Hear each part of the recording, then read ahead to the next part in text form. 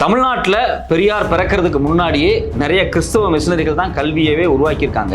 எப்போ இவர் எந்த ஸ்கூலை கட்டினாரு, எந்த பள்ளிக்கூடம் கட்டினாரு, இவர் படிக்க வச்சாரு அப்படின்னு சொல்றது எந்த வகையில் நியாயம்? இது முழு பொய் அப்படிங்கிறாரு. சாட்டை டைரக்ட் ஆர்குமெண்ட்டும் கிடையாது. ஏற்கனவே இந்த ஏர்போர்ட் மூர்த்தி இப்படி பல பாஜக ஆர்எஸ்எஸ்காரங்க பேசிக்கிட்டு இருந்தது தான் இன்னைக்கு இவர் வாடகைக்கு எடுத்து பேசிக்கிட்டு இருக்காரு. இவங்கெல்லாம் அதுக்கு முன்னாடி இதே கிறிஸ்தவ நிறுவனங்களுக்கு ரொட்டி கொடுத்து மதமாச்சுன்னு பேசினவங்க தான். அவங்க கிட்ட இருந்த ஒரு வார்த்தைகளை கடன் வாங்கியிருக்காரு.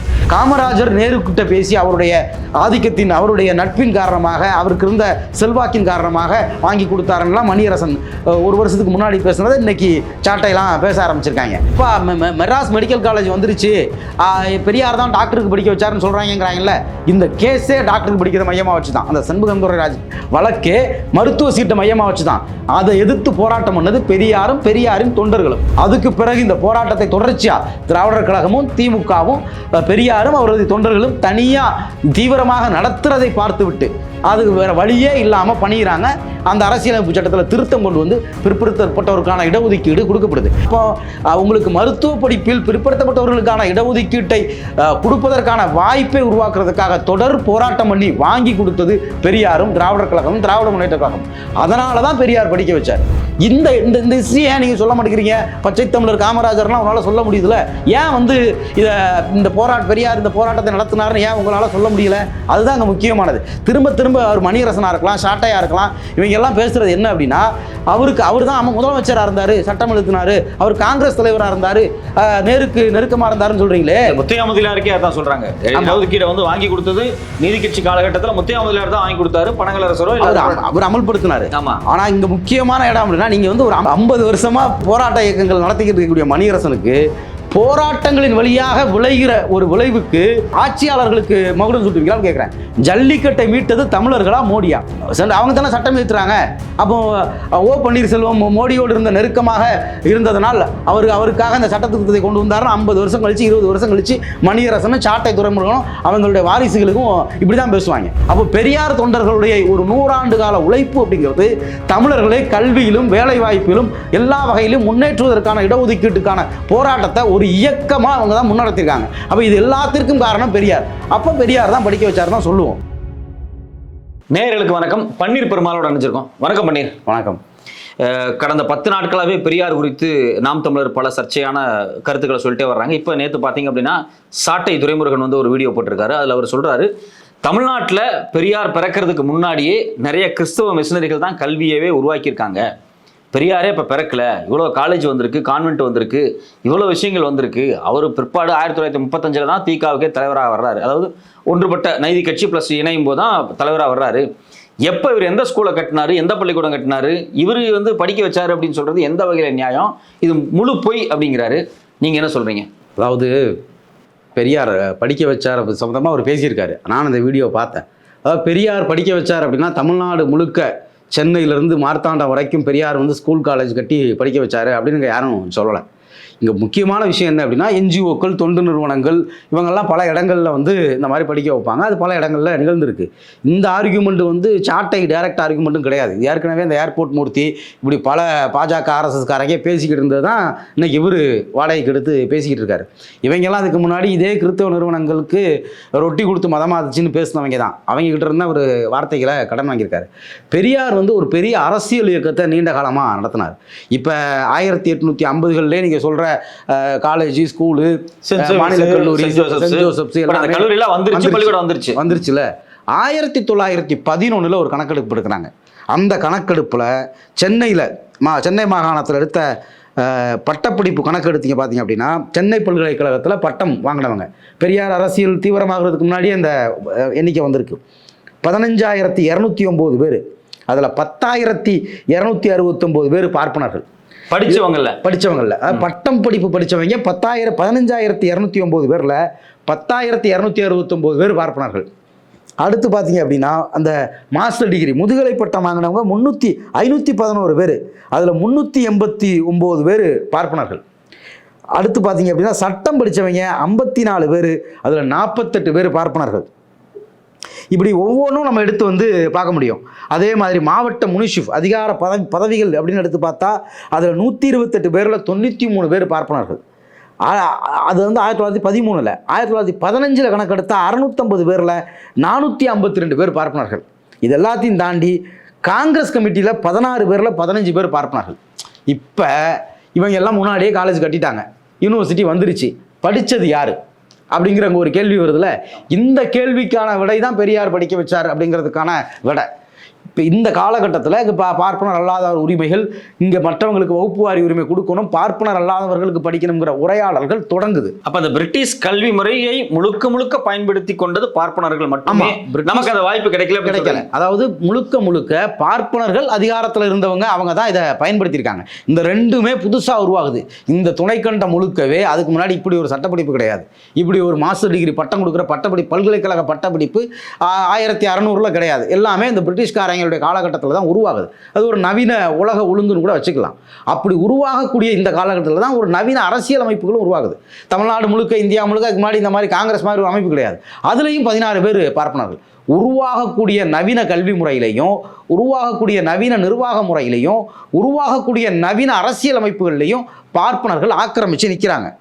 அப்படி ஆக்கிரமித்து நிற்கக்கூடிய இந்த காலகட்டத்தில் தான் பார்ப்பனர் அல்லாதவர்களையும் படித்தவர்கள் தான் இந்த உரிமைகள்லாம் கேட்க ஆரம்பிக்கிறாங்க. இது தான் 1908 காங்கிரஸில் தொடர்பில் இருக்கக்கூடிய பெரியார் 1917 பேச ஆரம்பிக்கிறார். 19 முதல்ல காங்கிரஸ் மாகாண மாநாட்டில் வகுப்பு வாரி உரிமை வேணும் அப்படின்னு அவர் பேசுகிறார். 19 பேசுகிறாரு, 20 மாநாட்டில் பேசுகிறாரு, 21 மாகாண மாநாடு, மாவட்ட மாநாடு, அகில இந்திய மாநாடு, இது எல்லாத்துலேயும் பேசுகிறாரு. காங்கிரஸ் தலைவராக பெரியார் இருக்கிற பொழுது நடக்கக்கூடிய மாநாட்டிலையும் பேசுகிறார்.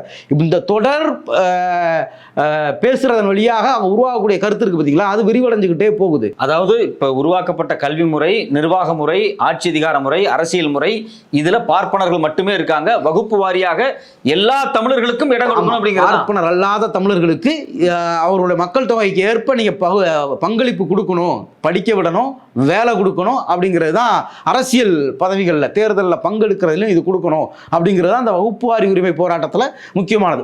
ஒரு பக்கம் நீதி கட்சி பண்ணுது, காங்கிரஸுக்குள்ளேயே பெரியார் வந்து பண்ணுறாரு. அப்படி பண்ணி வரக்கூடியது தான் அது ஒரு கட்டத்தில் காங்கிரஸால் தொடர்ந்து அது நிராகரிக்கப்படுது. காங்கிரஸில் இருக்கும் பார்ப்பன ஆதிக்கத்தால் அது தொடர்ந்து நிராகரிக்கப்படுது. 1925 வெளியே வர்றாரு. அப்போ இதே காலகட்டத்தில் நீதி கட்சியிலேருந்து ஆட்சி அமைக்கிறாங்க, அவங்க இடஒதுக்கீடு கொண்டு வர்றாங்க, அதை ஆதரித்து பெரியார் பாராட்டுறாரு, எழுதுறாரு. இந்த இடஒதுக்கீடு பெரியாருடைய முக்கியமான விஷயமே என்ன அப்படின்னா, பார்ப்பனர் அல்லாதாருக்குன்னு இடஒதுக்கீடு வாங்கின பிறகு பெரியார் பேசுகிறார். அதுக்கு பிறகு இந்த பார்ப்பனர் அல்லாதார் அப்படிங்கிறதுலையுமே நிறைய மேலே செல்வந்தர்களாக இருக்கக்கூடிய நிலவுடைமையாக இருக்கக்கூடிய ஜாதியை சேர்ந்தவங்க தான் அதிகமாக பலனடைகிறாங்க. இதில் பிற்படுத்தப்பட்டவர்களை உருவாக்கணும்னு பெரியார் பேசுகிறாரு. அதாவது பிசி, எம்பிசி, எஸ்சி, எஸ்டி, ஆமாம், பிசி உருவாக்கணும் அப்படிங்கிறத அவர் பேசுகிறாரு. அப்படி அவருடைய தொடர் அழுத்தங்களும் பிரச்சாரமும் ஆனால் இருக்கக்கூடிய ஆட்சியாளர்களுக்கும் இந்த காங்கிரஸுக்குள்ள பெரியார் உருவாக்கின இந்த கருத்து, நீதி கட்சி, இதெல்லாம் சேர்ந்து பார்ப்பனர் அல்லாதார் அரசியல் அப்படிங்கிறது இந்த மாகாணத்தில் ஒரு முக்கியமான அரசியலாக மாறுது. அதை தொடர்ச்சியாக பேசி அதுக்கான போராட்டங்கள், பிரச்சாரங்கள், பொதுக்கூட்டங்கள், எழுதுறது எல்லாத்தையுமே பண்ணுற ஒரே நபராக, அதாவது 1921 இதை பேசின மற்ற யாரும் 33 பேசலை. அதில் இப்போ சில பெரிய தலைவர்கள் இறந்தும் போகிறாங்க, மீதி இருந்தவங்களும் வேறு இடங்களுக்கு போயிடுறாங்க. பெரியார் ஒருத்தர் தான் பேசிக்கிட்டு வர்றாரு.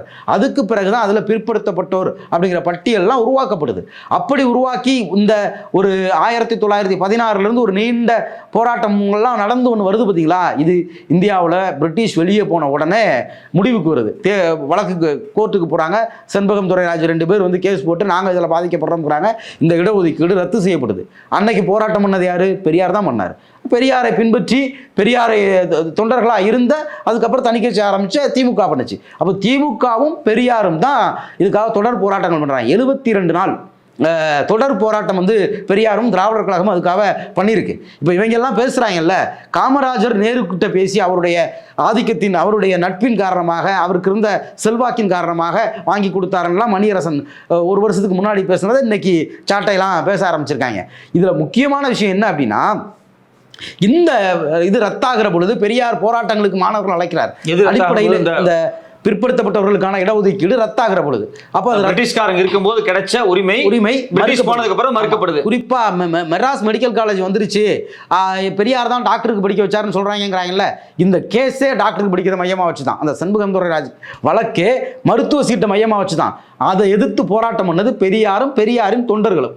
அந்த நேரத்தில் முதல்ல காமராஜர் வந்து பெரியார்கிட்ட மாணவர்கள்லாம் பெரியார் பின்னாடி போகாதீங்க, அவர் வந்து உங்களை தப்பாக வழி நடத்திடுவார், அவருக்கு வேற நிறைய இலக்குகள் இருக்குது, அதுக்கெல்லாம் அவங்கள கூப்பிடுறாருன்னு பேசின காமராஜர் தான் அதுக்கு பிறகு இந்த போராட்டத்தை தொடர்ச்சியாக திராவிடர் கழகமும் திமுகவும் பெரியாரும் அவரது தொண்டர்களும் தனியாக தீவிரமாக நடத்துறதை பார்த்துவிட்டு அதுக்கு வேற வழியே இல்லாமல் பண்ணிடுறாங்க. அந்த அரசியலமைப்பு சட்டத்தில் திருத்தம் கொண்டு வந்து பிற்படுத்தப்பட்டவருக்கான இடஒதுக்கீடு கொடுக்கப்படுது. ஏன் பெரியாரால் டாக்டர் ஆகணும் அப்படின்னா, அந்த வழக்குல இடஒதுக்கீடு ரத்தாகின பிறகு மருத்துவ கல்வியிலையும் பிற்படுத்தப்பட்டவர்களுக்கான இடஒதுக்கீட்டை கொடுப்பதற்கான வாய்ப்பு பெரியாரும் அவர் தொண்டர்கள் நடத்தின போராட்டத்தின் வழியாக கிடைச்சது. அந்த 70 நாள் போராட்டம், 72 நாள் போராட்டம் அந்த காலகட்டத்தில் தமிழ்நாடு முழுக்க அவங்க போராட்டம் பண்ணாங்க. 72 நாள் போராட்டம் சென்னையில் நடந்தது. அது ஒரு அந்த உரிமைக்காக திராவிடர் கழகம் பெரியாரும் நடத்தின அந்த போராட்டத்தில் ஒரு பகுதி தான் அது. ஆனால் அது ஒரு தொடர் போராட்டமாக 72 நாள் நடந்ததுனால அது குறிப்பிட்டு சொல்கிறோம். அதனால் அப்போ உங்களுக்கு மருத்துவ படிப்பில் பிற்படுத்தப்பட்டவர்களுக்கான இடஒதுக்கீட்டை கொடுப்பதற்கான வாய்ப்பை உருவாக்குறதுக்காக தொடர் போராட்டம் பண்ணி வாங்கி கொடுத்தது பெரியாரும் திராவிடர் கழகம், திராவிட முன்னேற்ற கழகம். அதனால தான் பெரியார் படிக்க வச்சார். இந்த இந்த விஷயம் ஏன் நீங்கள் சொல்ல மாட்டேங்கிறீங்க? பச்சை தமிழர் காமராஜர்லாம் உங்களால் சொல்ல முடியுதுல, ஏன் வந்து இந்த பெரியார் இந்த போராட்டத்தை நடத்தினார்னு ஏன் உங்களால் சொல்ல முடியல? அதுதான் அங்கே முக்கியமானது. திரும்ப திரும்ப அவர் மணியரசனாக இருக்கலாம், ஷாட்டையாக இருக்கலாம், இவங்க எல்லாம் பேசுறது என்ன அப்படின்னா, அவர் தான் முதலமைச்சராக இருந்தார், சட்டம் எழுத்தினார், அவர் காங்கிரஸ் தலைவராக இருந்தார், நேருக்கு நெருக்கமாக இருந்தாருன்னு சொல்றீங்களே. முத்தையா முதலியாருக்கே அதான் சொல்றாங்க. இடஒதுக்கீடை வந்து வாங்கி கொடுத்தது நீதி கட்சி காலகட்டத்தில் முத்தையா முதலியார் தான் வாங்கி கொடுத்தாரு, பனகலரசரோ அவர் அமல்படுத்தினார். ஆமா. ஆனா இங்க முக்கியமான இடம் அப்படின்னா, நீங்க வந்து ஒரு 50 வருஷமா போராட்ட இயக்கங்கள் நடத்திக்கிட்டு இருக்கக்கூடிய மணியரசனுக்கு போராட்டங்களின் வழியாக விளைகிற ஒரு விளைவுக்கு பேரன பேர் ஆட்சியாளர்களுக்கு மகுடம் சுட்டுவீங்களான்னு கேட்குறேன். ஜல்லிக்கட்டை மீட்டது தமிழர்களா மோடியா? அவங்க தானே சட்டம் ஏற்றுறாங்க. அப்போ ஓ பன்னீர்செல்வம் மோடியோடு இருந்த நெருக்கமாக இருந்ததனால் அவருக்காக அந்த சட்ட திருத்தத்தை கொண்டு வந்தாருன்னா 50 வருஷம் கழிச்சு 20 வருஷம் கழிச்சு மணியரசனும் சாட்டை துறைமுருகனும் அவங்களுடைய வாரிசுகளுக்கும் இப்படி தான் பேசுவாங்க. ஜல்லிக்கட்டு நாயகனோட சொன்னாங்க, ஜல்லிக்கட்டு நாயகம்னு சொல்றாங்கல்ல, அந்த மாதிரி தான் அந்த இவங்க நேருவுக்கு கூட கொடுத்துருவாங்க இடஒதுக்கீடு கொடுத்த உரிமையை. ஆனால் அது பெரியாருக்கும் திமுகவுக்கும் வந்துடக்கூடாதுங்கிறது மட்டும்தான் இவங்களுக்கு இருக்கக்கூடிய முக்கியமான பிரச்சனை. அதற்கு பிறகு அந்த இடஒதுக்கீடு வந்து பல்வேறு பரிணாமங்களை அடைஞ்சு இன்னைக்கு 69% இருக்குது. அதில் மருத்துவ அதிகமாக வந்திருக்காங்க. இப்போ அருந்ததியர்கள் ஒதுக்கீட்டின் வழியாக நடந்த பலன்லாம் இப்போ கட்டுரைகளாக வந்துகிட்டு இருக்கு. அப்போ இந்த வரலாறு பெரியார் வந்து கிட்டத்தட்ட 1917 அவருடைய மரணம் வரைக்கும் இந்த இடஒதுக்கீடு, சமூகம், சமூக நீதி, இந்த முன்னேற்றம் குறித்து அவர் பேசிக்கிட்டே இருந்தார், போராடிக்கிட்டே இருந்தார். ஒவ்வொரு முறையும் இடஒதுக்கீட்டுக்கு பிரச்சனை வருகிற பொழுது பெரியார் தொண்டர்கள் தான் போராடினாங்க. இந்த 2 வருஷத்துக்கு முன்னாடி மருத்துவ சிறப்பு படிப்புகளில் வந்து ஓபிசி ரிசர்வேஷன் மறுத்த உடனே திமுக, எதிர்கட்சியாக இருந்த திமுக வழக்கு போட்டுச்சு. ஏன்னா அது பெரியாரை பின்பற்றி வந்த கட்சி. அப்போ பெரியார் தொண்டர்களுடைய ஒரு 100 ஆண்டு கால உழைப்பு அப்படிங்கிறது தமிழர்களை கல்வியிலும் வேலை வாய்ப்பிலும் எல்லா வகையிலும் முன்னேற்றுவதற்கான இடஒதுக்கீட்டு போராட்டத்தை ஒரு இயக்கமா அவங்க தான் முன்னெடுத்திருக்காங்க. அப்ப இது எல்லாத்திற்கும் காரணம் பெரியார். அப்ப பெரியார் தான் படிக்க வச்சாரு தான் சொல்லுவோம். அந்த இடத்தெல்லாம் இதெல்லாத்தையும் மறைச்சிட்டு அவர் காலேஜ் கட்டினாரா, ஸ்கூல் கட்டினாரா, ஆர்எஸ்எஸ் காரன் ஒரு ஸ்கூல் கட்டியிருப்பான், அதுக்காக அவன் தான் படிக்க வச்சான்னு சொல்லுவீங்களா? ஆமா, டிஏவி ஸ்கூல் முழுக்க, டிஏவி ஸ்கூல் இந்து மகா சபையோட இதுதான், அவங்க தான் படிக்க வச்சாங்கன்னு சொல்லுவீங்களா? கொஞ்சமாவது ஒரு இது வந்து இந்த என்ஜிஓவில் இருக்கக்கூடியவங்க இல்லைன்னா இந்த சும்மா ஏதோ ஆய்வு பண்ணுறவங்க ஏதோ இப்படி பேசுனாங்கன்னா கூட ஓகே. நீ அரசியல் இயக்கம் நடத்துறேன்னு சொல்கிறேன். ஒரு அரசியல் இயக்கத்துடைய கேரக்டர் ஒரு சமூகத்தில் எவ்வளவு வலுவாக பிரதிபலிக்கும் அப்படிங்கிறது உனக்கு தெரியாதா? அப்போ ஒரு அரசியல் இயக்கத்தின் போராட்டத்துக்கு கிடைச்ச, ஒரு தலைவரின் போராட்டத்துக்கு கிடைச்ச எல்லாத்தையும் ஆட்சியாளர்களுக்கு கொடுக்குற அந்த இடமே நீ அரசியல் செய்வதற்கே அருகதில்லாத ஆட்கள் அப்படிங்கிறத நம்ம அந்த வீடியோவிலே நான் பார்க்குறப்ப எனக்கு அப்படி தான் தோணுச்சு. நீங்கள்லாம் எப்படி வந்து ஒரு நாளுக்கு ஒரு கட்சியை அதுவும் எதிர்ப்பு அரசியல் பேசுகிறதா செஞ்சுக்கிட்டு இருக்கீங்க, எப்படி நடத்துறீங்க அப்படின்னு தான் நமக்கு அதில் தோணவே செஞ்சுது. இல்லை, குறிப்பாக இப்போ நீங்கள் பேசுனதை வச்சு நான் பார்க்கும்போது கல்வி அப்படிங்கிறது பிரிட்டிஷ்காரங்க நவீன கல்வியை உருவாக்குனாலும் அந்த நவீன கல்வியில் பிசி, எம்பிசி, எஸ்சி, எஸ்டி சார்ந்த தமிழர்களுக்கு போதிய இடம் கிடைக்கல. பிற்பாடு அதனூடாக வகுப்பு வாரி பிரதிநிதித்துவம் கேட்கப்படுது. பல பேர் கேட்கிறாங்க, நீதி கட்சியில் நிறைய தலைவர்கள் கேட்கிறாங்க. பிற்பாடு பெரியார் இதை மையமா வச்சே காங்கிரஸ் விட்டு வெளியே வர்றாரு. ஆமா, இதுக்காக தான் காங்கிரஸ் வெளியே வர்றாரு. அதாவது மருத்துவத்திலையும் படிப்புலையும் கல்வியிலையும் வேலை வாய்ப்புலையும் இடஒதுக்கீடு வேணும் அப்படிங்கிறதுக்காக வெளியே வர்றாரு. அது ஒரு போராட்டத்தை தொடர்றாரு. சுயமரியாதை இயக்கம் அதெல்லாம் அதுக்கு அடுத்தடுத்தது. பெரியார் தான், அதாவது அவர் காலேஜ் கட்டல அதனால படிக்க வைக்கலன்னு சொல்றீங்க. இல்லை, படிக்க வச்சதுக்கு அவர் படிக்க வச்சாருன்னு சொல்றது காரணம் இதுதான். ஆமா, அவர் தான், இந்த வரலாறு தெரிஞ்சாலே தெரிஞ்சிடும் அவர் தான் படிக்க வச்சாருன்னு. அந்த அரசியலமைப்பு சட்டத்தில் திருத்தம் கொண்டு வந்து அந்த இடஒதுக்கீடு கொடுக்கப்படலை அப்படின்னா நாம பீகார் மாதிரி, உத்தரப்பிரதேச மாதிரி தான் இங்க இருக்கக்கூடிய ஓபிசிகள் பிற்படுத்தப்பட்டவர்கள் எல்லாரும் இருந்திருப்போம் அப்படிங்கிறதும் நிதர்சனமான உண்மை. அவங்களுக்கு மண்டல் வந்த பிறகுதான் அங்கெல்லாம் இடஒதுக்கீடு குறித்து ஓபிசிகளுக்கு விழிப்புணர்வே வருது. ஆனால் இங்கே ஓபிசி ரிசர்வேஷன் குறித்து 1930களிலே பேசினவர் பெரியார். பிற்படுத்தப்பட்டவர்களுக்கு இடஒதுக்கீடு அவங்களும் என்ன சொல்றாங்க அப்படின்னா, பெரியாரும் பேசியிருக்காரு, நிறைய பேர் பேசியிருக்காங்க அப்படின்னு தான் சொல்றாங்க. 1917 இருந்து 1973 வரைக்கும் ஒரு நீண்ட காலம் பேசினது யாரு? அதுக்குன்னு தமிழ்நாடு முழுக்க சென்னையில் இருந்து களியக்காவல் வரைக்கும் எல்லா ஊர்களையும் கட்சி கட்டினது யாரு? எல்லா ஊர்லேயும் அதுக்காக போராட்டம் பண்ணது திராவிடர் கழகமா இல்லையா? இவங்க எந்த மாப்போசியெல்லாம் பற்றி பேசுகிறாங்கல்ல, இந்த போராட்டம் நடக்கிறப்ப மாப்போசி அரசியல் களத்தில் தானே இருந்தார். இந்த இடஒதுக்கீட்டுக்காக மாப்போசி என்ன பண்ணார்? பிற்படுத்தப்பட்டவர்களுக்கான இடஒதுக்கீடு பறிக்கப்பட்ட பொழுது மாப்போசி என்ன பண்ணார்? அவர் எல்லை போராட்டத்தில் திராவிடர் கழகத்துடைய பங்கு நம்மளால் சொல்ல முடியும், திமுகவுடைய பங்கு சொல்ல முடியும். இடஒதுக்கீட்டு போராட்டத்தில் இவர் என்ன பண்ணார்? 1954 இந்த பிரச்சனைகள்லாம் இருந்தப்போ அவர் என்ன பண்ணார்? இந்த கேள்விகள்லாம் இருக்குல்ல, அவர் இல்லையா இவர் இல்லையான்னு கேட்குறாங்க. இப்போ ஐயா வைகுண்டசாமி இல்லையா, வள்ளலார் இல்லையா அப்படின்லாம் கேட்குறாங்க. வள்ளலார் வைகுண்டசாமி இந்த சமூகத்தின் சீர்திருத்தவாதிகள், அதில் மாற்று கருத்தே கிடையாது. இவங்கள பேசுனதுனால நம்ம அவங்கள பற்றி பேசலை. ஆனால் அவர்களுடைய எல்லை அப்படிங்கிறது என்ன? வைகுண்டசாமியுடைய எல்லை இன்னைக்கு இருக்கக்கூடிய கன்னியாகுமரி மாவட்டத்திலேருந்து நாகர்கோவிலேருந்து திருச்செந்தூர் வரைக்கும் தான். அதுதான் அதோடைய பிரச்சாரத்துக்கான எல்லை. டெல்டாவிலேருந்து தென்னார்காடு, இதுதான் வள்ளலாருடைய எல்லை. ரெண்டாவது, இவங்கெல்லாம் சமத்துவம் பேசுனாங்க, சமபந்தி பேசுனாங்க, மூடநம்பிக்கை ஒழிப்பு பேசுனாங்க. ஆனால் உருவாகி வந்த நவீன சமூகத்துக்குள்ள அரசியல் பிரதிநிதித்துவம் குறித்து யார் பேசுனா? உருவாகின நவீன கல்விக்குள்ள இவர்களுக்கான வாய்ப்பு வழங்கணும் அப்படின்னு பேசினது யாரு? உருவாகக்கூடிய இந்த புதிய வேலை வாய்ப்புகளில் கோர்ட்டு, முனிஷிஃபு, வக்கீல், டாக்டர், இந்த வேலை வாய்ப்புகளில் உரிமை வேணும், இதில் நாங்கள் புறக்கணிக்கப்படுறோம் அப்படின்னு பேசினது யாரு? இது அதாவது பெண் விடுதலை. அவங்கெல்லாம் பேசின, வள்ளலார் பேசின, வைகுண்டர் பேசின, இது எல்லாத்தையும் பெரியார் பேசுறாரு. பெண் விடுதலை, சமத்துவம், ஜாதி ஒழிப்பு, மூடநம்பிக்கை எதிர்ப்பு. நீங்க பெரியார் மட்டும் பேசுறீங்கன்னு அவங்க கேட்குறாங்க. இதெல்லாம் பேசினவர் இதோட சேர்த்து அரசியல் உரிமை பேசினார், இதோட சேர்த்து கல்வி வேலை வாய்ப்பு உரிமை பேசினார், இதோட சேர்த்து இருக்கிற இழிவுகளை நீக்குவதற்கு பேசினார். அதுக்காக ஒரு நீண்ட காலம் பயணிச்சார், ஒரு நீண்ட இயக்கம் கட்டினார். அது அவருடைய காலத்துக்கு பிறகு 50 வருஷம் அந்த கொள்கைகளை பேசுவதற்கான தொண்டர்களை உருவாக்கினார். அவங்க இன்னும் பேசிக்கிட்டு இருக்காங்க, அவங்க இன்னும் அந்த சண்டைகளை போட்டுக்கிட்டு இருக்காங்க. இப்படியெல்லாம் பல பரிணாமங்களில் சேர்ந்து தான் அவர் தமிழ்நாட்டை முன்னேற்றினார், தமிழ்நாட்டை படிக்க வச்சாரு, எல்லா வகையிலும் முன்னேற்றினார் சொல்றோம். இப்போ நீங்க சொல்றது பார்க்கும்போது இவங்கெல்லாம் ரீஜனலா ஒரு சில விஷயத்தை பேசினாங்க.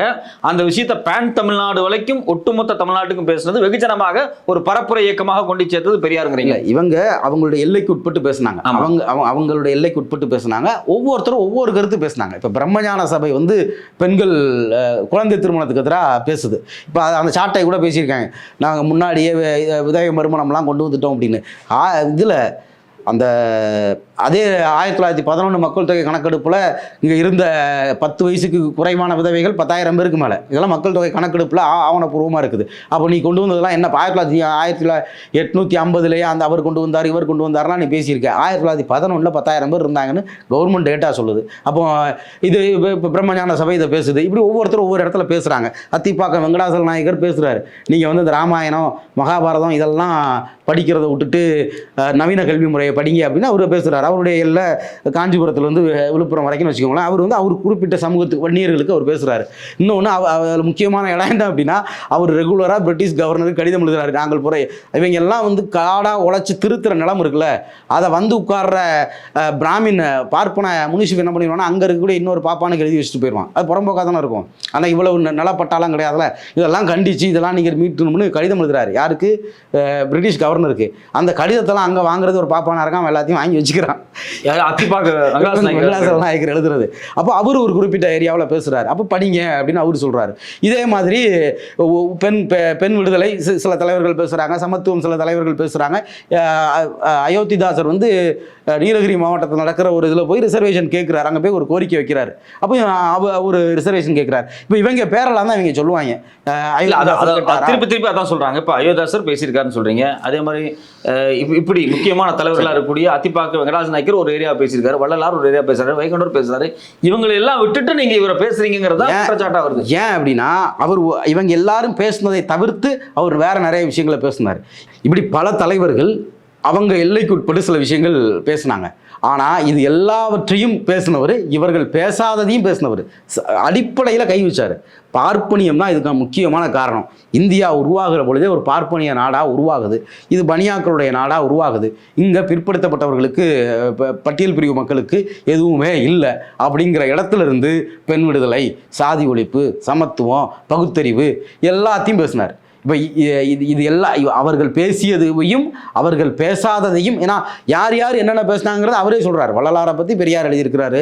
இதே மாதிரி அத்திப்பாக்க மங்களாசல நாயகர் அவரை பற்றியும் பெரியார் எழுதியிருக்கிறாரு. எனக்கெல்லாம் முன்னாடியே ஒரு பத்திரிகை நடத்தி இதெல்லாம் பண்ணியிருக்காருன்னு பேசியிருக்காரு. அவர் இவங்கள மாதிரி யாரையுமே நிராகரிச்சுட்டு போகிறவர் கிடையாது. எல்லோர்களிடமும் என்னென்ன இருக்குங்கிறத அவரே பேசுகிறார். ஆனால் இவர்கள் பேசியதும் இவர்கள் பேசாததும் சேர்த்து பேசி அதை ஒரு ப்ரோக்ராமாக அதுக்குன்னு ஒரு கட்சி கட்டி போராட்டம் பண்ணி இன்னைக்கு வரைக்கும் அவர் இல்லைனாலும் அவர் போட்ட சண்டை இன்னைக்கு வரைக்கும் நடந்துக்கிட்டே இருக்கு. அதுக்கு அவர் தான் காரணம். அப்போ அந்த இடம் தான் இங்கே பெரியார் தமிழ்நாட்டை வாழ வைத்தார், பெரியார் தமிழ்நாட்டை காத்தார், பெரியார் தமிழ்நாட்டை படிக்க வைத்தார், பெரியார் தமிழ்நாட்டை முன்னேற்றினார். அப்படின்னா அது 1917 அந்த நீண்ட பயணத்தில் இவங்க சொன்ன அவர் இல்லையா இவர் இல்லையான்னு சொன்ன அவர்களுடைய வேலைகளையும் சேர்த்து அவங்க செய்யாததை அதை விட வலுவாக செஞ்சவர் பெரியார். அதனால தான் பெரியார் பேரை சொல்கிறோம். இப்போ அதே வீடியோவில் பார்த்தீங்க அப்படின்னா சாட்டை சொல்கிறாரு, பெண்களுக்கு விடுதலை பெரியாரா கொடுத்தாரு அப்படின்னு ஒரு கேள்வி முன்வைக்கிறாரு.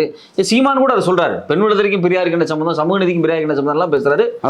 அதில் அவங்க பேசுகிறப்பவே வலுவாக, அதாவது ஒரு ஏரியாவில் எதை எடுத்தால் நம்ம பேசிக்கலாம் அப்படின்னு ஒரு இருக்குல்ல. பெண்களுக்கு உடன்கட்டை ஏறுதலை பெரியார் நிறுத்தினார் அப்படின்னு யார் பேசினா நமக்கு தெரில. அப்படி யாரும் பேசியிருக்கிறதுக்கு அது அதிகமாக வாய்ப்பு இல்லை. பெரியார் பண்ணாருன்னு சொல்கிறீங்க, மறுமண சட்டத்தை பெரியார் கொண்டு வந்தாருன்னு சொல்கிறீங்க அப்படின்லாம் அவங்க சொல்கிறாங்க. இப்போ என்ன அப்படின்னா, பெண்களுக்கு சொத்துரிமை வேணும் அப்படின்னு 1929 செங்கல்பட்டு மாநாட்டில் தீர்மானம் போட்டது பெரியார். முதலாக முன்னாடி யாரும் செஞ்சது கிடையாது. இவ்வளோ அம்பேத்கர் கூட அரசியலமைப்பு சட்டத்தில் இந்து திருமண சட்ட விவாதத்தில் தான் பேசுகிறாரே தவிர 1929 அது பெரியார் நடத்தின சுயமரியாதை இயக்க மாநாடு. அந்த மாநாட்டில் தான் முதல் மாநாட்டில் தான் தீர்மானம் போடப்படுது. அதுக்கு பிறகு பெரியாரை பின்பற்றக்கூடிய திராவிட முன்னேற்ற கழகத்துடைய ஆட்சியில் தான் கலைஞர் அதை அமுல்படுத்துகிறார். இது ஒன்று. பெண் கல்வி குறித்து தொடர்ச்சியாக பேசுகிறார். நீங்கள் எல்லாருமே படிக்கணும், நீங்கள் எல்லாருமே வேலைக்கு போகணும் அப்படிங்கிற அவர் தொடர்ச்சியாக பேசுகிறாரு. அதாவது பேண்ட் ஷர்ட் போட்டுக்கோங்க. ஆக்சுவலாக இவங்க என்ன சொல்கிறாங்க அப்படின்னா, பேண்ட் ஷர்ட்டை போட்டுக்கோங்க, கிராப் வெட்டிக்கோங்க அப்படிங்கிறத அவர் சொன்னார் அப்படிங்கிறத மட்டும் எடுத்து பேசுகிறாங்க. இதெல்லாம் உங்களுக்கு வசதியாக இருக்கும் அப்படின்னு அவர் சொல்கிறார். அவர் வசதியாக இருக்கும், நீங்கள் 4 இடத்துக்கு போகணும் அப்படிங்கிறத அவர் சொல்கிறாரு. அப்படியெல்லாம் பேசுனதுனால தான் பெரியாரை பின்பற்றி வரக்கூடியவர்கள் பெண் கல்விக்கான பல்வேறு முக்கியத்துவம் கொடுக்குறாங்க. இன்றைக்கும் தமிழ்நாட்டில் பெண்களுக்கு அரசு வேலைவாய்ப்புகளில் 40% இடஒதுக்கீடு, பெண்களுக்கு உள்ளாட்சித்துறையில் 33% இடஒதுக்கீடு, இதெல்லாமே பெரியார் பேசினார். அவரை பின்பற்றி வந்தவர்கள் அமல்படுத்துகிறாங்க. அப்போ பெண்களுக்கான சொத்துரிமை, பெண்களுடைய கல்வி உரிமை, பெண்களுடைய அரசியல் பங்கேற்பு, கிட்டத்தட்ட இந்திய வரலாற்றிலேயே தமிழ்நாட்டுடைய அந்த முதல் மொழிப்போர் போராட்டம், திராவிட பெரியாருடைய அந்த சுயமரியாதை இயக்கம் முன்னெடுத்த அந்த போராட்டத்தில் தான் திருச்சியிலிருந்து இங்கே வரைக்கும் பெண்கள் நடந்து வர்றாங்க. 70க்கும் மேற்பட்ட பெண்கள் கைது செய்யப்படுறாங்க. பெண்கள் குழந்தைகளோட கைதாகிறாங்க, கை குழந்தையோட கைதாகிறாங்க. இது கிட்டத்தட்ட 70க்கும் மேற்பட்ட 72 பேர் நினைக்கிறேன். 70க்கும் மேற்பட்ட பெண்கள் 1930களில் ஒரு அரசியல் களத்துக்கு கூட்டு வந்தவர் பெரியார். அப்படி கொண்டு வந்து அந்த போராட்டத்தை வெற்றியடையவும் வச்ச ஒரு பெரியார். அப்போ அங்கிருந்து அவர் பெண்களுடைய விடுதலை ஆரம்பிக்குது. பெண்களை படிக்க சொல்றாரு, பெண்களை அவரை பின்பற்றி வந்தவங்க படிக்க வைக்கிறாங்க. அவர் பெண்களை அரசியல் களத்துக்கு கூட்டு வர்றாரு. பெண்கள் செங்கல்பட்டு சுயமரியாதை மாநாட்டிலேயே பெண் தலைவர்கள் பேசுறாங்க. ஆமா, எல்லா சுயமரியாதை தஞ்சாவூர் மாநாடுகள் நான் பார்த்தப்போ எல்லா மாநாடுகளையும் பெண்களை தலைமைக்கு வைக்கிறாங்க, பேசுறாங்க. அப்போ அது ஒன்று நடக்குது. அப்புறம் பெண்களுக்கான சொத்துரிமை, இப்படி இப்போ அப்பன் சொத்துக்கு பெண்களுக்கு பங்குண்டுன்னு 1929 இன்னைக்கே நம்ம ஊரில் யாரும் தரமாட்டேங்கிறாங்க. சட்டம் வந்த பிறகும் 1929 யோசிச்சார். இந்த ஏரியாவெல்லாம் விட்டுட்டு ராஜாராம் மோகன் ராய் செய்தார், அன்னிப்பே சண்டம்மையார் செய்தார்,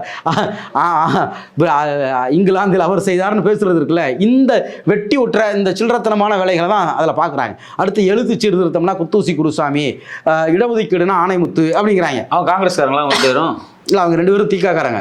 2 பேருமே பெரியார் தொண்டர்கள்.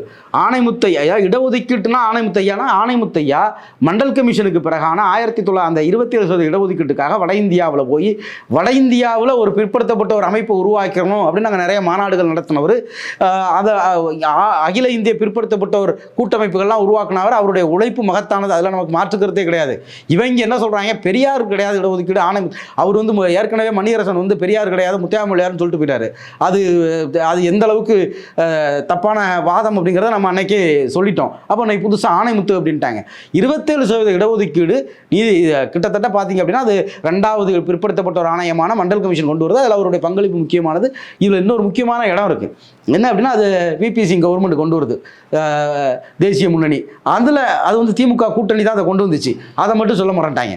இன்னொன்று, இந்த 27% இடஒதுக்கீடை எதிர்த்து அவருடைய ஆட்சியை கலைச்சாங்க பார்த்தீங்களா.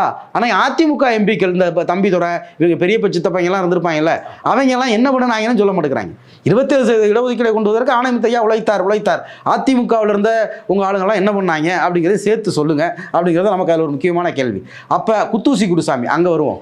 இந்த குத்தூசி குருசாமி பெரியாரோட ஈரோட்டிலே இருந்து விடுதலைக்கில் வேலை பார்த்தவர். அவர் முக்கியமான அறிஞர்.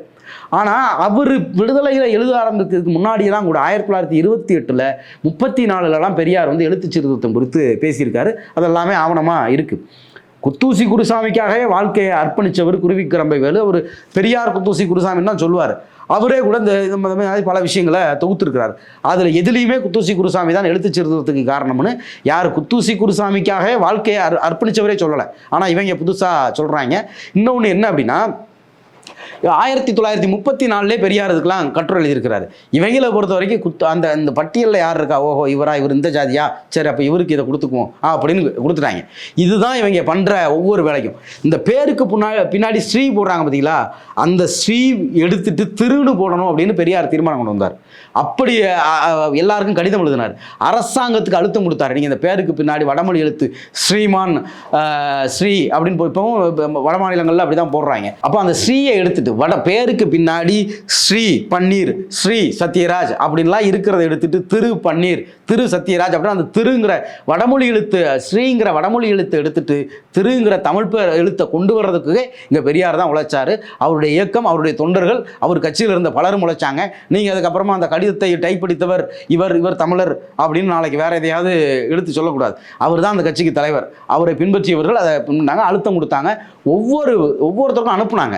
அதில் இவரை பின்பற்றி பல மாநாடுகளில் திருநெல்வேலியில் நடந்த தமிழர் 9வது தமிழர் மாநாடு நினைக்கிறேன், அதெல்லாம் தீர்மானம் போடுறாங்க தமிழை அரசியல் சட்ட மொழியாக மாற்றணும் அப்படின்லாம். இது எல்லாத்தையுமே பெரியார் தான் வழி நடத்துறாரு. அவரை பின்தொடர்ந்து பேசக்கூடிய இவங்க எல்லாருமே வந்து அவர் சொல்றாரு, இவங்க செய்கிறாங்க. இதில் அங்கங்கிருந்து இருக்கும். மணியரசன் சொல்றாரு, நீதி கட்சியில் சுயமரியாதை இயக்கத்தில் இருந்த கியாபே விஸ்வநாதம் ஐயா செய்தார். அவர் சுயமரியாதை இயக்கத்தில் தானே இருந்தார். சுயமரியாதை இயக்கத்திலிருந்து அவர் ஆலய நுழைவு போராட்டம்லாம் பண்ணார். ஆமாம், அவர் 44க்கு பிறகு தான் அவர் முரண்படுறாரு. அவர் சுயமரியாதை இயக்கத்தில் இருந்த பொழுது அவர் செஞ்சது, அந்த இயக்கத்துக்கு ஒரு தலைவர் இருக்கிறாரு, அந்த தலைவரும் வழிகாட்டுதல் தான் இயக்கம் பண்ணியிருக்கு. அதில் ஒருத்தர் பேர் எடுத்து சொல்றது உமா மகேஸ்வரனார் பேசினார். அவர் நீதி கட்சி தலைவர் தானே, ஏன் அதெல்லாம் மறைக்கிறீங்க? அவர் ஒன்றும் தமிழ் தேசிய பேர் இயக்கத்துக்காரர் கிடையாது. கியாபே விஸ்வநாதமோ இவரோ. அதுக்கு பிற்காலத்தில் முரண்பாடுகளில் வேற அமைப்புகள் கூட ஆரம்பிக்கலாம். ஆனால் ஒரு பேர் இயக்கமாக கிட்டத்தட்ட ஒரு மாநிலம் முழுக்க பரவி இருந்த ஒரு இயக்கத்தில் அங்க ஒருத்தர் இங்க ஒருத்தர் சாதி பார்த்து தேடி எடுத்து இதை இவர் செஞ்சார், அதை அவர் செஞ்சார்னு சொல்றீங்களே, இது அயோக்கியத்தனம் இல்லையா? அடிப்படையில் இது ஒரு அரசியல் அறமா அப்படிங்கிறத இப்போ சாட்டையெல்லாம் விட்டுருவான். இவர் மணியரசன் ஒரு 50 ஆண்டு காலம் அரசியல் இருக்கிறவர், இப்படி செய்யலாமாங்கிற கேள்வியும் நமக்கு வருது. பெரியார் குறித்து மணியரசன் வந்து சமீபத்தில் ஒரு யூடியூப் சேனலில் பேட்டி எடுக்கும்போது ஒரு வார்த்தை சொல்றாரு, பெரியார் வந்து எந்த கருத்துக்கு மார்க்கெட் வேல்யூ இருக்கோ, எந்த கருத்து வந்து மக்கள்கிட்ட வந்து வெகுஜனமா பாப்புலரா இருக்கோ அதுக்கேற்ற மாதிரி தன்னோட நிலைப்பாடை மாத்திக்குவாரு அப்படின்னு ஒரு கருத்தை சொல்றாரு. அதாவது என்ன சொல்றாருன்னா, எந்த கருத்தை பேசினா மக்கள்கிட்ட வந்து எடுபடும், மவுஸ் இருக்கும், அந்த கருத்தை பேசி தனக்கு செல்வாக்கு பெருக்கக்கூடிய ஒரு நபரா இருக்காரு, அவருக்கு நிலைப்பாடே கிடையாது அப்படிங்கிற மாதிரி ஒரு இடத்துல சொல்றாரு. அதே விஷயத்தை பேசும்போது என்ன சொல்றாரு அப்படின்னா, தமிழ்நாடு தமிழருக்கே அப்படிங்கிற முழக்கமே பாத்தீங்க அப்படின்னா மறைமலை அடிகளும் சோமசுந்தர பாரதியாரும் வச்சது. அவரோட பத்திரிகையில பேருக்கு பின்னாடி சும்மா ஒரு பேருக்காக ஒரு ஓரத்துல தமிழ்நாடு தமிழருக்கேன்னு வந்து போட்டுக்கிட்டாரு. இதே ஒரு சுயநலம் தான் அப்படிங்கிற மாதிரி அவர் வந்து சொல்ல வர்றாரு. இதே கருத்தை தான் நாம் தமிழர் கட்சியை சார்ந்த இடும்பவன கார்த்திகன் சொல்றாரு. பெரியாருடைய நிலைப்பாடுகள் ஏற்பட்ட மாற்றம் எல்லாமே சுயநலமானது, பொதுநலமானது கிடையாது அப்படின்னு சொல்றாங்க. இதை நீங்க எப்படி பாக்குறீங்க? அதாவது பெரியார் வந்து தமிழ்நாடு தமிழருக்கேன்னு சொன்னாரு. சுதந்திர தமிழ்நாடு மாநாடு தமிழ்நாடு முழுக்க நடத்தினார். கியாபே விஸ்வநாதன் இதுவரை சொல்லக்கூடிய மறைமலை அடிகளோ சோமசுந்தர பாரதியாரோ இவங்க எங்கேயாவது தமிழ்நாடு தமிழருக்கே தமிழ்நாடு தனிநாடு ஆகணும்னு எங்கேயாவது மாநாடு நடத்துனாங்களா? இல்லை அவங்க நடத்தின பத்திரிகையில் போட்டிருந்தாங்களான்னு எனக்கு தெரியல. அவங்க நடத்தின பத்திரிகையில் போட்டிருந்தாங்களான்னு தெரியல. ஆனால் மாநாடு வேலை திட்டம் அவர் ஒரு ஓரமாக போட்டிருந்தாருன்னு சொல்கிறாருல, பத்திரிகையில் போட்டதை. ஏன்னா அவர் மாநாடுகள் நடத்துகிறாரு, பிரச்சாரம் நடத்துகிறாரு, சுதந்திர ஏன் தமிழ்நாடு தனிநாடாக இருக்கணும்னு பெரியார் பேசுகிறாரு, சாகிற வரைக்கும் பேசுகிறாரு, கடைசி கூட்டம் வரைக்கும் பேசுகிறாரு. அப்படி மறைமலையடிகள் எங்கெல்லாம் பேசினார், அப்படி சோமசுந்தர பாரதியார் எங்கெல்லாம் பேசினார். அப்போ அந்த கேள்வியெல்லாம் நமக்கு இருக்குது. இப்போ மணியரசன் வந்து மறைமலையடிகள் எடுத்துக்குவார், சோமசுந்தர பாரதியார் எடுத்துக்குவார். ஆனால் அவங்கெல்லாம் எவ்வளவு காலம் பேசுனாங்க, அதுக்கு என்ன வேலை திட்டம் வச்சாங்க, அப்படி எதுவுமே கிடையாது. பெரியார் வந்து அவர் பேசின எல்லாத்துக்கும் கூட்டம் நடத்தினார், அதுக்கு அவர் பேசின எல்லாத்துக்கும் மாநாடு நடத்தினார், அதுக்காக புத்தகங்கள் வெளியிட்டார், தொடர்ச்சியாக பிரச்சாரம் பண்ணார், போராட்டம் நடத்தினார். அவர் காந்தி பொம்மையை எரிச்சார், ஆமாம் அவர் ஒரு இந்திய தேசிய அடையாளமாக இருந்ததுனால எரிச்சார். அவர் காந்தி நாடுன்னு பேர் வைக்கணும்னு நினைச்சார், ஆமாம் அவர் ஆர்எஸ்எஸ்காரங்களால் இந்துத்துவாவால் எதிரிகளால் கொல்லப்படுறாரு. அவர் இந்தியாவுடைய அடையாளம், இந்திய தேசியத்துடைய அடையாளமாக இருக்கிறப்ப மறுக்கிறோம். அவர் வந்து இந்துத்துவவாதிகளால், ஆர்எஸ்எஸ்ஸால், தீவிர வலதுசாரிகளால் கொல்லப்படுகிற பொழுது அவரை ஆதரிக்க வேண்டியது இருக்குது. இது ரெண்டுமே அரசியல் நிலைப்பாடு. உங்களுக்கு அரசியல், நீங்கள் ஒரு அரசியல்வாதி தானே, உங்களுக்கு அரசியல் அறிவு இருக்கணும்ல. இது எந்த அரசியல் சூழலில் எடுக்கப்பட்டது, இது எந்த அரசியல் சூழலில் எடுக்கப்பட்டது. அதாவது இந்த புது தலைமுறை இருக்குல்ல, இந்த புது தலைமுறைக்கு அன்னைக்கு நிகழ்ந்த அரசியல் நிகழ்வுகளும் அரசியல் சூழல்களும் குறித்தான எந்த இதுவும் இருக்காது. அப்படிங்கிறதுனால நீங்கள் என்ன வேணாலும் சொல்லுவீங்க. அவங்க இப்படி இந்த திரிவு வேலையெல்லாம் ஏன் பார்க்குறீங்க? ஆர்எஸ்எஸ்ஸால் கொல்லப்பட்டதுனால காந்தி நாடுன்னு பேர் வைக்கணும்னு சொன்னார். இந்த அரசியல் முடிவுகள் குறித்து உங்களுக்கு புரிதல் இல்லாத அளவுக்கு நீங்கள் முட்டாளா அப்படின்னு நம்மளாலையும் கேட்க முடியும். அப்போ இந்த இடமெல்லாம் இருக்குல்ல, நீங்கள் தமிழர் கண்ணோட்டத்தில் தலைவர் பிரபாகரன் தப்பியது அப்படின்னு கட்டுரை எழுதினீங்க 2009 இனப்படுகொலைக்கு பிறகு. அப்போ உங்களுக்கு அறிவு இருந்துச்சான்னு கேட்கலாம்ல. இல்லை, அவர் பிரபாகரன் தமிழ்நாட்டுக்கு தலைவர் இல்லைன்னு சொல்லியிருக்காரு. அதெல்லாம் ஓகே. தலைவர் பிரபாகரன் தப்பியது எப்படின்னு 2009 ஜூன் ஜூலையில் கட்டுரை போட்டிக்கல, உங்கள் மகன் எழுதி இப்போ புனைப்பேரில் புத்தகம் போட்டிக்கல, உங்களுக்கு அரசியல் அறிவு இருந்திருந்தால் அதை போட்டிருப்பீங்களா? அரசியல் சூழலுக்கு ஏற்ற மாதிரி ஒவ்வொரு காலகட்டத்தில் இப்போ வந்து நேருக்கு கருப்பு கொடி காமிச்சாங்க. இன்றைக்கி நேருவை பிஜேபி மோடி எல்லாத்துக்கும் அவர் தான் காரணம்னு அடிக்குது. பலரும் நேருவை ஆதரிக்கிறாங்க. நேரு வந்து நேருக்கும் காலத்தில் ரஷ்யாவோட இருந்த தொடர்பு குறித்தெல்லாம் கூட நெடுமாறன் ஐயாலாம் கூட கட்டுரை எழுதிட்டு இருக்காரு. அப்போ அவரை என்ன சொல்லுவீங்க? இப்படி பல அரசியல் சூழல்களில் சில முடிவுகள் எடுக்கப்படுது, சில அறிவிப்புகள் கொடுக்கப்படுது. இதை எல்லாத்தையும் வச்சு அதுக்கு ஒரு கண்ணி வள பண்ணுறீங்களே, இது அடிப்படையில் அறமா அப்படிங்கிற ஒரு கேள்வியும். அரசியல் புறச்சூழல் அடிப்படையில் மாறக்கூடிய வேலை திட்டங்களோ மாறக்கூடிய முழக்கங்களோ அது வந்து இவர் வந்து ஒரு உள்நோக்கம் கற்பிக்கிறாரு, அதாவது மார்க்கெட்டுக்காக சம்பாதிக்கிறதுக்காக பெரியார் பண்றாரு மணியரசன் பேசுறாரு. இல்ல, அப்ப நமக்கு என்ன கேள்வி வருதுன்னா, பெரியாருடைய 3 விஷயம் எடுத்துக்குவோம். சாதி ஒழிப்பு, சமூக நீதி, சுதந்திர தமிழர்களுடைய விடுதலை, சுயமரியாதை. இந்த விஷயம் அவருடைய மெயின் அஜெண்டா இருக்குல்ல, இதுல எதுலையுமே அவர் எங்கேயுமே மாறலை. நீங்கள் என்ன பண்ணுறீங்க? அவர் இன்னைக்கு இதை பேசினார், நாளைக்கு அதை பேசினார் அப்படிங்கிறீங்க. அவர் 1917 இடஒதுக்கீடு கேட்டார், 1970களிலும் கேட்டார். அவர் அதுக்கு பிறகு பல இடங்களில் எவால்வ் ஆகி அவர் சுதந்திர தமிழ்நாடும் கேட்டார். பெண் விடுதலை அவர் இதே மாதிரி இப்படி நிலைப்பாடுகளில் அவர் எடுத்திருக்கார். ஆனால் நீங்கள் பேசக்கூடியது எல்லாமே திரிபு வேலை. இதுதான் நீங்கள் பண்ணுற மிக முக்கியமான தப்பு. இப்போ தமிழ் மொழி அப்படின்னு வரும்போது தான் அவர் ஸ்ரீயிருந்து திருவா மாற்றினதே அவர் பண்ணியிருக்காருன்னு சொல்லிட்டோம். எழுத்து சீர்திருத்தம் குர்த்தூசி குருசாமி எழுத்து சீர்திருத்தம் பண்ணாரு, குருவிக்கரம்பை வேலுவே சொல்லலை. நீங்கள் எப்படி சொல்கிறீங்க? இப்படி பல விஷயங்கள் இருக்குது. இப்போ இன்னொரு முக்கியமான விஷயம் என்ன அப்படின்னா, அவர் என்ன பண்ணார்? சாதி ஒழிப்புக்கு அவர் என்ன பண்ணார் அப்படின்னு கேட்குறாங்க. அந்த செங்கல்பட்டு சுயமரியாதை மாநாட்டில் தான் பேருக்கு பின்னாடி ஜாதி பட்டத்தை ஒழிக்கிறோம். அடுத்து குடியரசில் ஜாதி பட்டத்தை ஒழித்தவர்களுடைய பட்டியல் அறிவிக்கப்படுது. அவருடைய காலம் முழுக்க சாதி ஒழிப்பு மாநாடுகள் நடத்தினார், ஆதி திராவிடர் மாநாடு நடத்தினார், ஜாதி சங்க மாநாடுகளில் பெரியார் பேசினதை தொகுத்து போட்டிருக்காங்க. இவங்க போகிற போக்கில் அவர் ஜாதி சங்க மாநாடுகளில் பேசினார் அப்படின்றாங்க. அதில் ஏதோ ஒரு ஜாதி சங்க மாநாட்டில் பேசுனதை மட்டும் வெட்டி எடுத்து நீங்கள்லாம் இந்த ஜாதி அப்படின்னு சொல்லிட்டு அவருக்கு ஒரு ஜாதி சாயத்தை பூசுகிற வேலையையும் இவங்க பார்ப்பாங்க. அந்த வேலையெல்லாம் மணியரசனே பார்க்குறாரு. அவர் இவ்வளவு கேவலமாக பண்ணுவார் அப்படின்னு நம்ம எதிர்பார்க்கல. அவர் எல்லா ஜாதி சங்க மாநாட்டிலையும் அந்தந்த ஜாதி எப்படி புறக்கணிக்கப்பட்டிருக்குன்னு பேசியிருக்காரு. அது எல்லாத்தையும் பேசுங்க. அது என்ன நீங்கள் வந்து அவர் நாயக்கர்கள் பற்றி பேசுனதை மட்டும் எடுத்து போட்டு பேசுகிறீங்க? ஏன் வந்து ஒரு ஒரு ஒரு நீண்ட அரசியல் போராட்டத்தில் ஒரு இயக்கம், அந்த இயக்கத்தை பின்னணியில் இருக்கக்கூடிய எல்லாரையும் என்ன சாதின்னு தேடி பிடிச்சி அதுக்கு ஒரு காரணம் கற்பிக்கிற இந்த வேலை இருக்குல்ல, இது எவ்வளவு கேவலமான வேலை. இதுக்கு நீங்கள் ஒரு 50 வருஷம் மார்க்சிஸ்ட் கம்யூனிஸ்ட் கட்சியிலேருந்து பேரியக்கம் வரைக்கும் இவ்வளோ பெரிய ட்ராவல் பண்ணியிருக்க வேண்டிய தேவையே கிடையாது. ஏர்போர்ட் மூர்த்தி மாதிரி பேசுகிறீங்க. கொஞ்சமாவது ஒரு ஒரு ஒரு அரசியல் அறத்தோட பேசுங்க அப்படின்னு மணியரசனுக்கே நம்ம சொல்ல வேண்டியது இருக்குது. இதில் சாட்டையை பற்றி நம்ம பேசுறதுக்கு ஒன்றுமே இல்லை. அடுத்து தமிழ் சூழல்ல பல விஷயங்கள்ல பெரியார் முன்னோடியா இருந்தார். பெரியாரை பின்பற்றியவர்கள் இவங்க பேசுறாங்கல்ல, தமிழ் பெரியார் தமிழை பற்றி பழிச்சாருன்னு பேசுறவங்க எல்லாருமே தமிழறிஞர்கள் கிடையாது. ஆனா பல தமிழறிஞர்கள் பெரியாரோட இருந்தாங்க. அவங்கெல்லாம் பெரியாரை பாராட்டினாங்க. கடைசியா நெடுஞ்செழியன் ஐயா உங்க பத்திரிகையில் தானே கட்டுரை எழுதினாரு. அவர் பெரியாரை கடைசி வரைக்கும் புகழ்ந்தவர் தானே. நெடுஞ்செழியனை விட பெரிய தமிழ் ஆய்வாளர் மணியரசன்லாம் கிடையாது. அப்போ அவரே பெரியார்கிட்ட இருந்து தான் வர்றாரு. அவர் பெரியார் குறித்து, அண்ணா குறித்து, கலைஞர் குறித்து எல்லாமே அவர் பேசுறாரு, எழுதுறாரு. இப்படி பல தமிழறிஞர்கள் பிற்காலத்தில் உருவாகிய திராவிடர் கழகத்துக்கு பிறகு உருவாகிய தமிழறிஞர்கள் எல்லோரும் பெரியாரோடு நிற்கிறாங்க, பெரியாரோட பேசுகிறாங்க, பெரியாரோடு ஆதரவாக நிற்கிறாங்க. ஆனால் நீங்கள் வந்து எங்கேயாவது ஏதாவது ஒரு பேராவை எடுத்துகிட்டு வந்து எதையாவது பண்ணுற வேலையை பார்க்குறீங்க. பெரியார் தன்னுடைய பத்திரிகைகளுக்கு ஒரு ஃபயரான பேருன்னு கூட சொல்லலாம். குடியரசு, புரட்சி, முழக்கம், உண்மை, இப்படி தான் பேரை வைக்கிறார். அவரை பின்பற்றி வந்த திராவிடர் கழகத்திலேருந்து வந்த திமுக காரங்கள் என்ன நடத்துகிறாங்க? திராவிட நாடு, முரசொலி, அடுத்து பார்த்தீங்க அப்படின்னா தென்னாடு, புதுவாழ்வு, மன்றம், காஞ்சி, இப்படி எல்லாமே போர்வாள், இப்படி தான் பேர் வைக்கிறாங்க. தென்னாடு, தென்னரசு எல்லாமே ஒரு தமிழ் பெயர்களாகவும் தமிழர்களுடைய உரிமைகளை பேசக்கூடிய விஷயமாகும். நம் நாடு, இப்படி தான் பேர் வைக்கிறாங்க. தமிழ் கல்ட்டா பேர் வைக்கிறதுலேயே வருது. ஆமாம், குழந்தைகளுக்கு பேர் வைக்கிறதுலையுமே பெரியார் வந்து காசு வாங்கிட்டு பேர் வச்சாருங்கிறீங்க. அவர் காசு வாங்கிட்டு பல பேருக்கு தமிழ் பேர் தான் வச்சார். எல்லாருக்குமே சில இடங்கள்ல கவுண்டரா பண்ண ரஷ்யான்னு வச்சாரு, அது தமிழ் பேரா அப்படின்ட்டு மணியரசன் நாளைக்கு 10 நிமிஷம் பேசுவார். அதாவது அவர் வந்து நீ பழனின்னு வைக்கிற, அது ஒரு ஊர் பேர், அப்போ ரஷ்யானும் வைக்கலாம் அப்படிங்கிறதுக்கு அவர் பல இடங்களில் தோப்பா சொல்லுவார். பெரியாருடைய பல விஷயங்கள் வந்து இந்த சமூகம் வந்து அடித்து அழுக்கு பிடிச்சி போய் கிடந்துச்சு. அவங்களை பிடிச்சி உழுக்க வேண்டியது இருந்துச்சு. தாலி தமிழர் பண்பாடு இல்லைன்னு சொன்னா நீங்கள் பக்கமாக ஆய்வு கட்டுற கேட்பீங்க.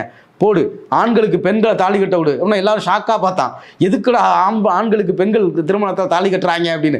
அப்புறம் இல்லைப்பா, தாலிலாம் உங்களுக்கு ஆதி காலத்தில் கிடையாது, அது இடையில வந்தது அப்படின்னு திரும்ப பேசினா கேட்குறாங்க. இப்படி பல விஷயங்களில் பெரியார் அழுக்க ஒரு இதாக கிடந்த சமூகத்துக்குள்ள, உறைஞ்சு கிடந்த சமூகத்தை உழுக்குனார். அதுக்கு அவர் பேசின கடுமையான வார்த்தைகள் இருக்குல்ல, அதை எடுத்துட்டு வந்து அவர் குறித்தான பிம்பத்தெல்லாம் உருவாக்குற கீழ்த்தரமான வேலைகளை வந்து மணியரசன் செய்கிறது வந்து அடிப்படையிலே அறமற்ற செயல். இப்போ பெரியாருடைய நீண்ட அரசியல் பயணம் இருக்குல்ல, இதில் தொடர்ச்சியாக அவர் நிறைய இடத்துல மாறி மாறி பேசுறாரு, மாற்று கருத்து வைக்கிறாரு. அவர் வந்து இந்த மாற்று கருத்தை வைக்கிறது வந்து அரசியல் ரீதியாக இருந்தால் பரவாயில்ல, சந்தர்ப்பவாதத்துக்காக, ஒரு மார்க்கெட்டுக்காக, எந்த விஷயத்துக்கு மார்க்கெட் இருக்கோ அதுக்கு நான் அவர் வைப்பாரு அப்படின்னு மணியரசன் சொல்றாரு. இப்போ நாம் தமிழர் சொல்றாங்க, தனி மனித பலவீனத்திலிருந்தே அவர் சொல்றாரு. அவருக்கு வந்து அவரை மையமாக வச்சு தான் எல்லாத்தையும் மாத்திக்கிறாரே தவிர சமூகத்துக்கு பிரயோஜனமானது மையமாக வச்சு மாத்திக்கல அப்படிங்கிற மாதிரி ஒரு வார்த்தை வைக்கிறாங்க. இல்லை, மார்க்கெட்டுக்கு ஏற்ற மாதிரி பேசுறதா இருந்தால் அவர் காங்கிரஸ்லேயே இருந்திருக்கலாம். ஜாதி கட்சி கூட ஜாதி கட்சியை விட மார்க்கெட் பெருசு காங்கிரஸ். அவர் வந்து ஊரா போய் செருப்படி வாங்கி கடவுள் இல்லை, கடவுளை சாதி மதம் இதெல்லாம் இல்லை அப்படின்லாம் பேசுனதுக்கு பதிலாக ஒரு பிரசங்கம் பண்ணியிருக்கலாம். திருமுருக கிருபானந்த வாரியாரை விட பெரிய ஆளா இருப்பார். கம்பராமாயணத்தையும் முருகனை பத்தி பேசினா பெரிய மார்க்கெட் இருக்கு, பெரிய அது இல்லைன்னு பேசுறவங்க தான் மார்க்கெட் இல்லை. அவர் பண்ணினது எல்லாமே வந்து சமூகத்துக்கு, அதாவது இந்த சமூகம் இப்போ பேசினா ஏற்றுக்கும், ஜாதி பெருமை பேசினா ஏற்றுக்கும், மத பெருமை பேசினா ஏற்றுக்கும், இதெல்லாம் மொழி பெருமை எல்லாமே வந்து ஏற்றுக்கும். அவர் அதுக்கு நேர் எதிர்த்து திசையில் பயணித்தார். இதெல்லாம் தப்பு, நீங்கள் இதெல்லாம் வந்து அடிபட்டு கிடக்குறீங்க, இதெல்லாம் உங்களை சுரண்டுது அப்படின்னு பேசினார். மார்க்கெட்டுக்கு இவரை போய் மார்க்கெட்டுக்கு ஏற்ற மாதிரி பேசுகிறாரு. மணியரசனை வேணால் சொல்லலாம். அவர் 2014 வரைக்கும் பெரியார் திசைமுகம், பெரியார் தமிழ் தேசத்தின் தந்தைன்னு பேசினார். நரேந்திர மோடி ஆட்சி காலம், அப்புறம் கிழக்கு திசை, அது வந்து இப்படி பாட்டெலாம் போட்டுக்கிட்டு இருந்தவர். அப்புறம் புதுசாக ஒரு மார்க்கெட் வந்து இந்த நாம் தமிழர் சோம்பிகள் உருவாக்குறது பார்த்து இந்த பக்கம் மார்க்கெட்டுக்கு ஏற்ற மாதிரி மாறினவர் மணியரசன் வேணால் சொல்லலாம். ஏன்னா அரசியல் காரணம் எதுவும் கிடையாது. ஆனால் பெரியாரை பொறுத்த வரைக்கும் அவர் நேர் எதிர் திசையில் பயணித்தார். அவர் எந்த இடம், அவர் யாரை ஆதரித்தாலும், காமராஜர் ஆதரித்தாலும் அவர் எதிர்க்க வேண்டிய காலகட்டத்தில் எதிர்த்தார். மார்க்கெட்டுக்காக பேசுகிறவர் யாராவது மார்க்கெட்டை மையமாக வச்சு பேசுகிறவங்க அரசியலமைப்பு சட்டத்தை எரிப்போம்னு கூப்பிடுவாங்களா? அப்போ நீங்கள் இந்தியாவுடைய தேசப்படத்தை தமிழ்நாடு நீங்களாக எரிப்போம் அப்படின்னு பண்ணவர் இல்லை. இந்தியா சுதந்திரத்தை கொண்டாடும் போது கொண்டாடக்கூடாதுன்னு ஒரு சொல்லியிருக்கிறாரு. ஆனால் இந்தியா சுதந்திரத்தை கொண்டாடுறதா மார்க்கெட் எல்லாரும் கொண்டாடுறது பெரியார் சொல்லியிருக்கணும். ஆனால் கொண்டாடாத அப்படின்னாரு. இது எப்படி மார்க்கெட் வேல்யூ? அதான் அடிப்படையில் என்னத்தையாவது பேசுகிறோம் அப்படின்ட்டு அவர் பேசிக்கிட்டு இருக்காரு. அரசியல் நிலைப்பாடு அவர் 1938 பேசினார், 1973 பேசினார். இதை நீங்களே பேசலை. நீங்களே தனித்தமிழ்நாடுல இருந்து ஆரம்பிச்சு பொது உடைமையை விட்டுட்டு பேரியக்கம்னு வந்து அப்புறம் தன்னாட்சின்னு என்னமோ 56 வந்து 56 56ல இருந்து இப்போ வந்து வேற இடத்துக்கு விட்டாரு. நீங்க 1956க்கு முன்னாடி உள்ள வந்தவர்கள்லாம் தமிழர்கள்னு சொல்லிட்டு இப்ப அண்ணா அம்மா யாருன்னு ஆராய்ச்சி பண்ணிட்டு இருக்கீங்க. ஆமா, ஆக்சுவலி அவர் என்ன சொல்றாருன்னா, நான் என்னை பொறுத்தவரை கலைஞரும் என்னை பொறுத்தவரை பெரியாரும் எல்லாரும் தமிழர்கள் தான் பேசினவர் தான். பேசிக்கிட்டு இருந்தவர் இன்னைக்கு கண்ட கதை பேசிட்டு அண்ணா சுத்த தங்கம் கிடையாது, அவங்க அம்மா அப்படிங்கிறாரு. இப்படி எல்லாம் பேசக்கூடிய இடத்துல இருந்துட்டு நீங்க பெரியார் குறித்து இவருடைய பரிணாம வளர்ச்சியினுடைய மார்க்கெட் வேல்யூ என்னதான் நம்ம பார்க்க வேண்டியதா இருக்கு. இல்ல இவருக்கு மார்க்கெட் வேல்யூ இவருடைய மார்க்கெட் வேல்யூ என்ன அப்படின்னா எனக்கு ஒரு சந்தேகம் இருக்கு. அதான் சொல்றேன்ல 2009 ஜூன் ஜூலைல தலைவர் பிரபாகரன் தப்பியது எப்படி, விடுதலை புலிகள் வீழவில்லை, ஏன்னா அன்னைக்கு வந்து தலைவர் வருவார் அப்படிங்கிற ஒரு ட்ரெண்ட். அதுக்கு தமிழர் கண்ணோட்டத்தில் கட்டுரையா போட்டு அதை தனி வெளியீடா வேற போட்டிருந்தாங்க. குரு செந்தமிழன் தானே அது அவர் இவருடைய பையன் செந்தமிழன் வேற பேரில் எழுதினாரு. எழுதிட்டு ஏதோ தமிழக இளைஞர் ஏதோ ஒரு பேரை போட்டு வெளியிட்டாங்க. மார்க்கெட்டுக்கு ஏற்ற மாதிரி நீங்க இப்படி பண்ணியிருக்கீங்க நிறைய.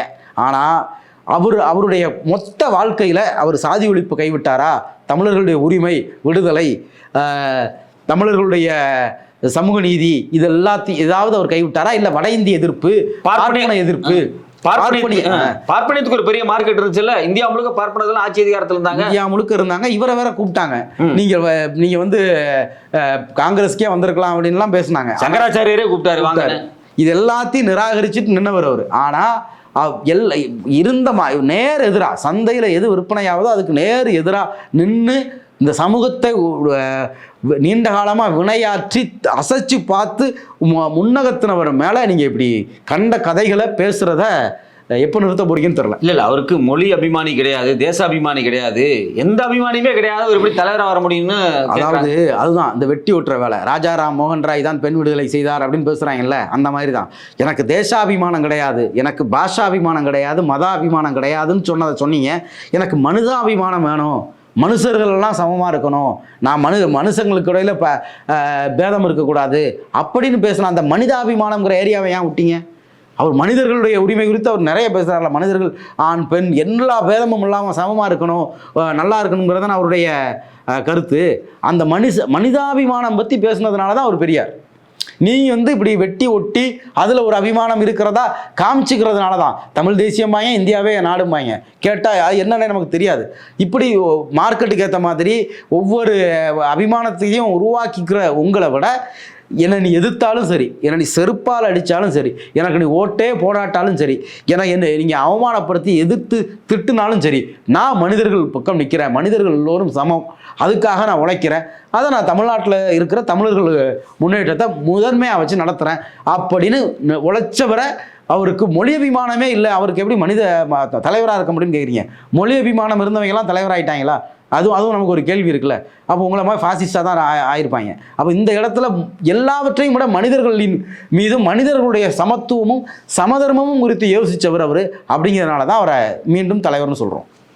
அப்போ ஒட்டுமொத்தமாக சாட்டை துரைமுருகன், இந்த பக்கம் மணியரசன் எல்லாரும் ஒரே கேங்காக மாறி ஒரே கருத்தில் மூழ்கி பெரியார் மார்க்கெட் வேல்யூக்கு ஏற்ற மாதிரி பேசினார் அப்படின்னு வந்து ஒரு புரளையை வந்து கிளப்புனாங்க. அவருக்கு வந்து தொடர்ச்சியாக பெரியார் வந்து மாற்றி பேசினார், அவருக்கு வந்து எந்த விதமான சித்தாந்தமும் கிடையாது, அவர் வந்து பல்ட்டி அடிக்கிறவர், இது மாதிரி தொடர்ச்சியாக ஒரு பெரிய பரப்புரை செஞ்சாங்க. இது எல்லாமே வந்து சந்தர்ப்பவாதத்தில் அவங்க எடுத்த முடிவுகள். யார் மணியரசனும் நாம் தமிழும் எடுக்கக்கூடிய வேலைகள் தான் அப்படிங்கிறது குறித்து ரொம்ப டீட்டெயிலாக பேசுனீங்க. குறிப்பாக பெரியார் தான் கல்விக்கு அஸ்திவாரம் போட்டார் அப்படிங்கிறதுக்கான ஆதாரத்தை சொன்னீங்க. அது மட்டும் இல்லாமல் பெண் விடுதலை சார்ந்து இன்னும் பல விஷயங்கள்ல வந்து அவர் 1919 70 வரைக்கும் அவர் இறக்குற வரைக்கும் எந்த முரண்பாடும் எந்த தடங்களும் இல்லாமல் சீர்கோட்டில் இருந்திருக்காரு பல விஷயங்கள்ல அப்படிங்கிறதையும் எடுத்து சொன்னீங்க. ரொம்ப நன்றி. இப்போ பண்ணிடுறேன். நன்றி.